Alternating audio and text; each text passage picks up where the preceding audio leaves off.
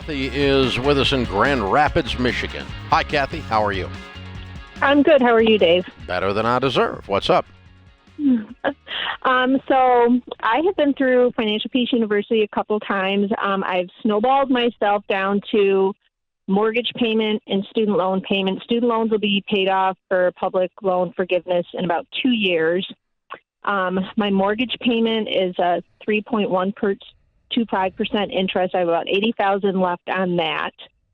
Had to get a different vehicle, and this is kind of where the question starts coming in. So just because of timing and how it worked out and being out of town and no cars available, I had intended to use some of $45,000 I had saved to get a new vehicle. Didn't know how I was going to piece it together, but long story short, what I ended up with was an auto loan of about $41,000 at 3.99% interest, and that was by mistake. I know I can get a better rate than that, so I'm trying to get in to refinance that auto loan. But then my questions come in: is that really, like, what should I do with this $45,000 I have saved? I'm 55. I only have $25,000 in mutual funds for retirement. What is your household income? Well, that just jumped. So it was at $56,000, and then in August it went up to $104,000. Okay. So I guess you're going to have to go back through Financial Peace University. You flunked. I did with that car thing horribly. Yeah, you did. And then you just called and asked me how to refinance a car debt and keep the car debt while you have the money in the bank to pay it off. You just did that. I really want to know what's the best thing to do. Like, I do have the money to pay it off. You know what the best thing to do is. You went through the class twice. But then I have nothing, like I don't have. Because you bought a car you can't afford. Left. Yeah, okay, yeah, that's one of the things I've been wondering is if I just need Well, to here's the thing. If you use your vehicle. $45,000 to become debt-free other than your student loan, which is another problem, by the way, did you know that 2% of the public student loan forgiveness people actually get it forgiven? 98% have not.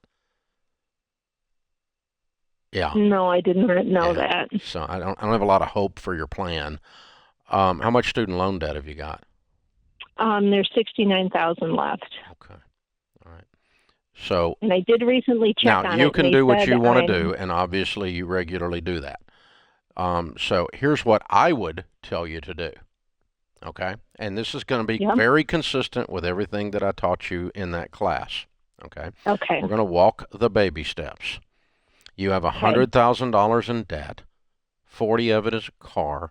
69 is a student loan, and you have $45,000 in the bank. You have a car you can't afford. You need to sell your car.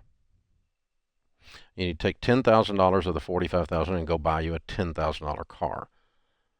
And then you need to use the rest of the money and pay it on the student loan. And then you need to get on a debt snowball, beans and rice, rice and beans, on a budget where you don't have any life until you get that student loan paid off, because the federal private student loan forgiveness program is an absolute scam. I just gave you the real numbers.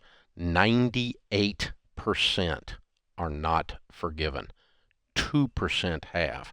That equals a lot of people who bet on the government keeping their word, and they were lied to, and you're one of them. If I woke up in your shoes, I would treat that student loan like it was a cancer, and I would pay it off really, really fast. I would get rid of the car and undo the mistake that I made there. Probably going to write a check to do that. God help you.